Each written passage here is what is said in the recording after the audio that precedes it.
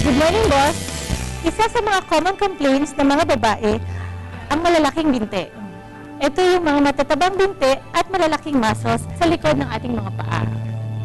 Siyempre, of course, hindi yun maganda, especially kung mahilig tayo mag-skirt or mahilig tayo mag-beach. Dito sa Dermasthetic, meron tayong solusyon dyan. Meron tayong tinatawag na Radiox or radio frequency treatment at Botox injection to reduce muscles. Bakit nga ba lumalaki ang calf o ang binti ng mga tao in general? Pwede itong dahil sa genetics o namamana, pwede rin sa matagal na pagtatayo o nagkakaroon tayo ng overusage ng muscles natin.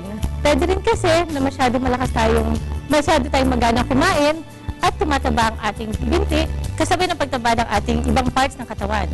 Ganun din kapag mahilig tayong magsuot ng mga shoes na matataas ang heels, nagkakaroon ng over-exertion ng muscle natin. At syempre, ang mga strenuous exercises, especially ang katulad ng uphill cardiovascular exercises or pwede rin ng mga stairs exercises, ang procedure na Radiox ay mas bagay para sa mga tao na mas gusto nila na mas slim and sexy ang legs nila. Para sa mga sporty naman, or mahilig sa mga sports, pwede rin yun.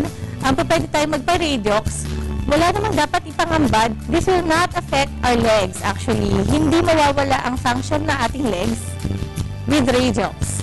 May konting procedure na to, pero tolerable dahil meron naman tayong nilalagay na anesthesia before gawin ang procedure. With radio frequency, para tayong minamasahin ito, wala namang sakit, pero meron tayong nararamdaman na konting init.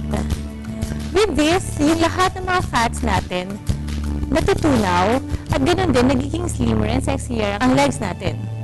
With Botox calf reduction naman, ini-inject natin sa part na mas prominent, yung mas malalaking muscles, yung Botox. Yung Botox is nire-relax niya yung muscles nang sa ganoon nagkakaroon ng atrophy o lumiliit yung muscles natin. Both treatments are safe. Ang radio frequency, wala tayong downtime.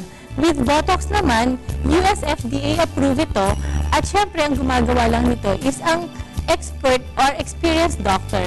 All you have to do is come to the clinic, let us assess your case, and of course, you have to allot at least 1 hour of your time. Of course, mas maganda na ma-follow up natin ang patient after 2 weeks para ma-check natin.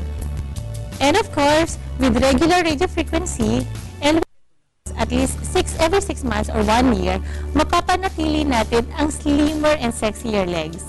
So yun, pwede natin ma-achieve ang sexier and slimmer legs.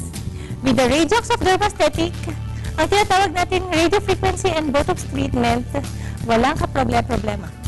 Trust your pretty doctor, Emily Eclipse.